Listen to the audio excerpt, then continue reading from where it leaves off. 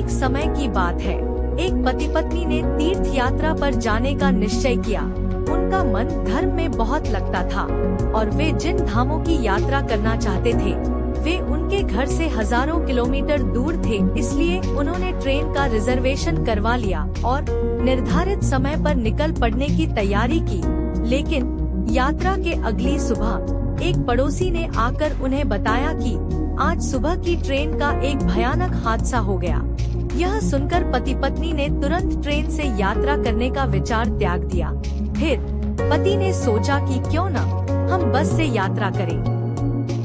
दोनों ने बस से जाने की योजना बनाई, परंतु जैसे ही उन्होंने अपना सामान पैक किया और टीवी चालू किया, उन्होंने देखा कि एक बस ड्राइवर की लापरवाही के कारण पुल से नीचे गिर गई और उसमें बहुत से लोगों की मौत हो गई। इस खबर को सुनकर वे दोनों बहुत डर गए और उन्होंने बस से यात्रा करने का विचार भी त्याग दिया। अंत में उन्होंने फैसला किया कि वे पैदल ही तीर्थ यात्रा करेंगे। जैसे ही वे कुछ दूर चले, उन्होंने देखा कि एक भयानक सड़क दुर्घटना में 2 पैदल चलने वाले व्यक्तियों की मौत हो गई। इसे देखकर वे विचलित हो गए और उन्होंने तीर्थ यात्रा के लिए इतना बड़ा जोखिम उठाने का विचार छोड़ दिया। अगली सुबह जब वे दोनों घर में ही थे तो अखबार वाले ने दरवाजे पर दस्तक दी।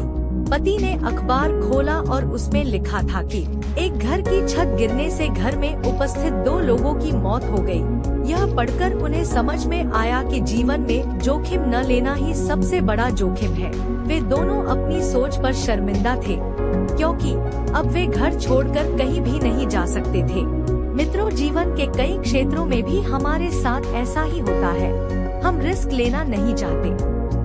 हमें लगता है किसी व्यक्ति का उस क्षेत्र में नुकसान हुआ है या वह उस क्षेत्र में असफल हुआ है तो हमारे साथ भी ऐसा ही होगा। इस कहानी से हमें यह सीख मिलती है कि जीवन में जोखिम लेने से बचना और हमेशा सुरक्षित रहने की कोशिश करना हमें विकास से दूर रख सकता है।